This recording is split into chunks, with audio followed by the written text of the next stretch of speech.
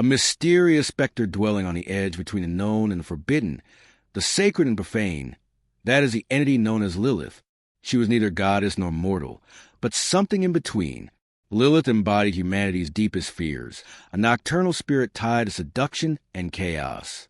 During the Bronze Age, the Mesopotamian people saw her as a figure who challenged the boundaries of the settled world, representing the wild and uncontrollable forces of nature itself.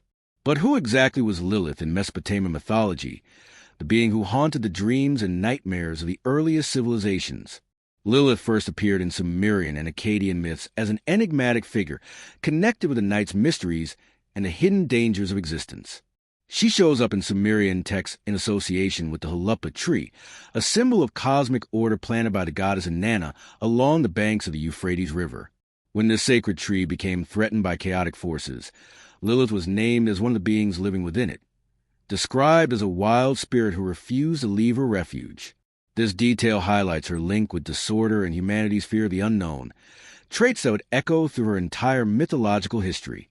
In Akkadian texts, Lilith is often associated with the Lilitu, female demonic spirits who roam the night, seducing men and endangering women and children.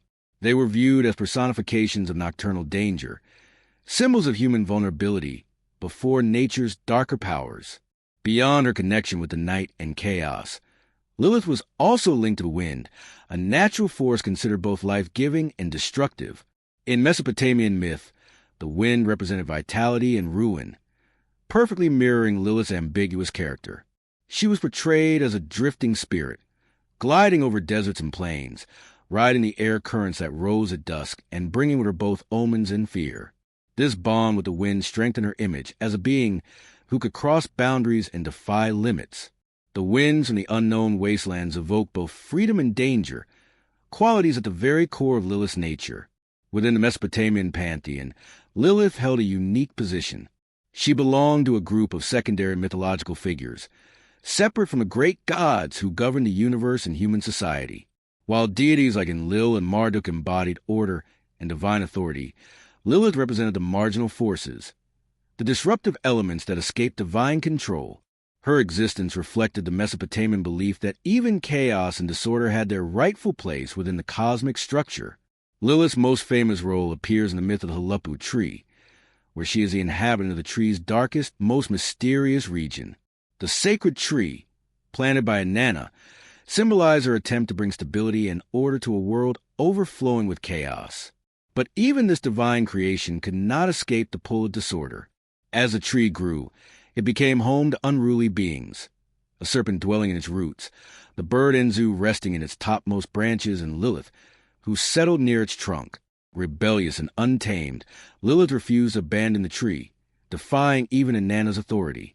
Her presence there embodied the eternal struggle between divine order and the chaotic forces that constantly sought to rise.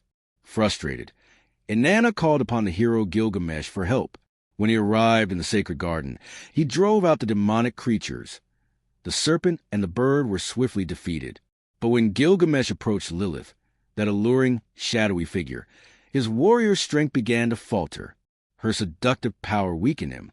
Yet, determined to complete his mission, Gilgamesh resisted her temptation and finally banished Lilith from the garden, leaving behind only the echo of her wild, unyielding presence.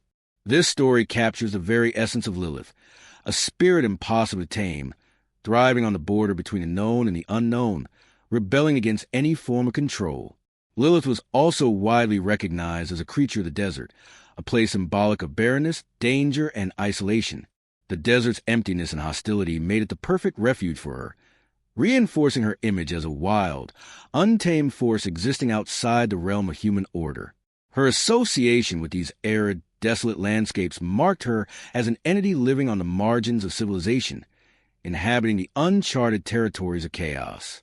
As a nocturnal spirit, Lilith embodied the deepest fears of the Mesopotamians, who saw the darkness of night as a time of vulnerability and uncertainty. She haunted dreams and terrified anyone who wandered beyond the safety of their homes after sunset. The dangers that came with the night, from predator attacks to sudden illnesses, were personified in Lilith, who became the living manifestation of these threats. Her presence symbolized not only physical darkness, but also the psychological fears that came with it. Lilith was especially dreaded for the danger she posed to motherhood.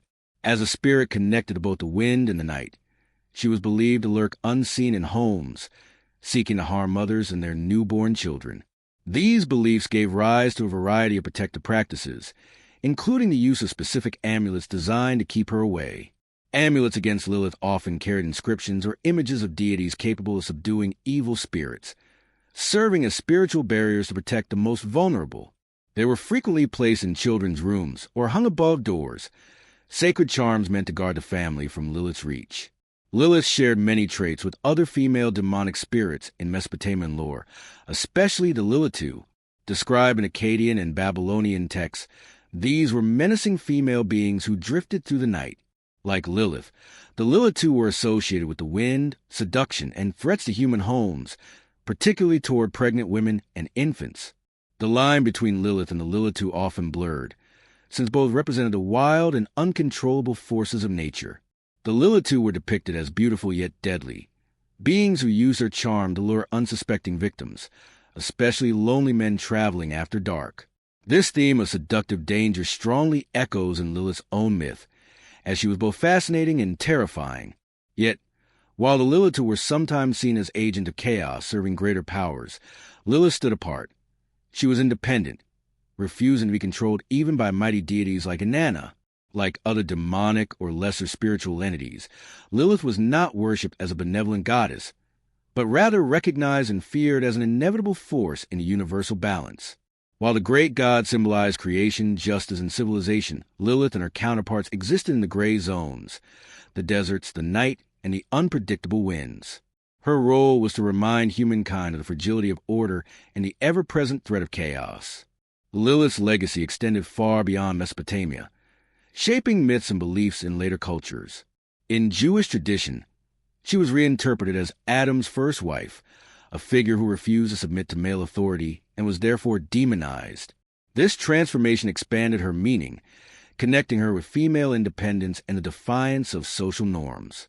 During the Middle Ages, Lilith reappeared in Kabbalistic and other religious texts as a demoness who endangered pregnant women and newborns.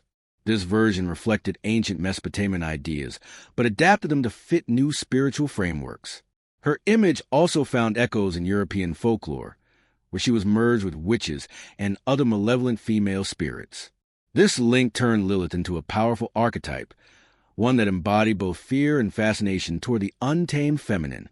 In modern times, Lilith has been reclaimed as a symbol of freedom and resistance, reinterpreted by feminist movements and popular culture as a figure of empowerment.